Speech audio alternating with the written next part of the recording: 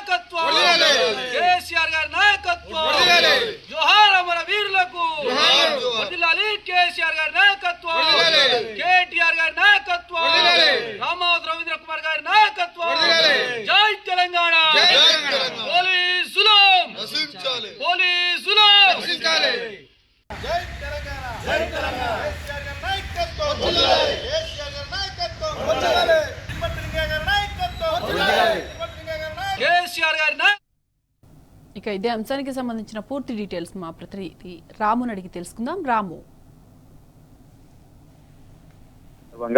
నిన్న అర్ధరాత్రి నుంచి కూడా నల్గొండ జిల్లాలో బీఆర్ఎస్ పార్టీ కార్యకర్తలను అరెస్ట్ చేస్తా ఉన్నారు పోలీసులు. ఎక్కడికక్కడ ముందస్తు బైండౌలు చేశారు, ఎక్కడికక్కడ నిర్బంధం చేసి ఆయా పోలీస్ స్టేషన్ తరలిస్తా ఉన్నారు.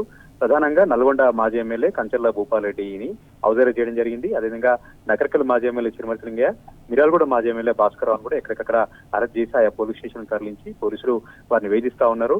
సీఎం వచ్చినటువంటి ప్రతిసారి, మంత్రులు తిరిగినటువంటి ప్రతిసారి కూడా బీఆర్ఎస్ పార్టీ కార్యకర్తల్ని, నాయకులను అరెస్ట్ చేయడం పరిపాటిగా మారిందంటూ బీఆర్ఎస్ పార్టీ కార్యకర్తలు ఆగ్రహం వ్యక్తం చేస్తా ఉన్నారు.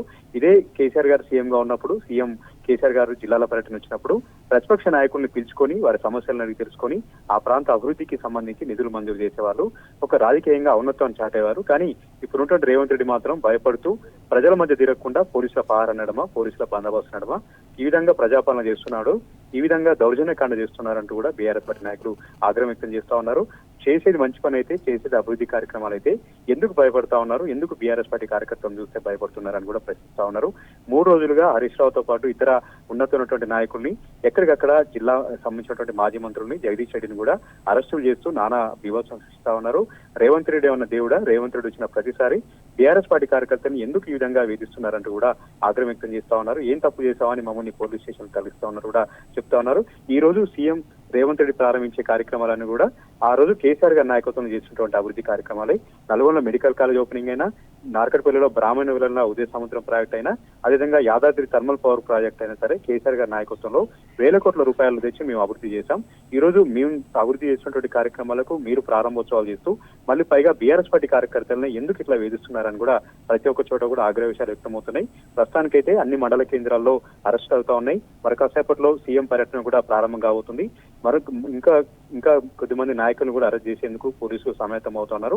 ఈ అరెస్టుల పట్ల బీఆర్ఎస్ పార్టీ జిల్లా నాయకత్వం అయితే ఎక్కడికక్కడ ఆగ్రహంగా ఉంది. Saimadhavi. Right Ramu, thank you.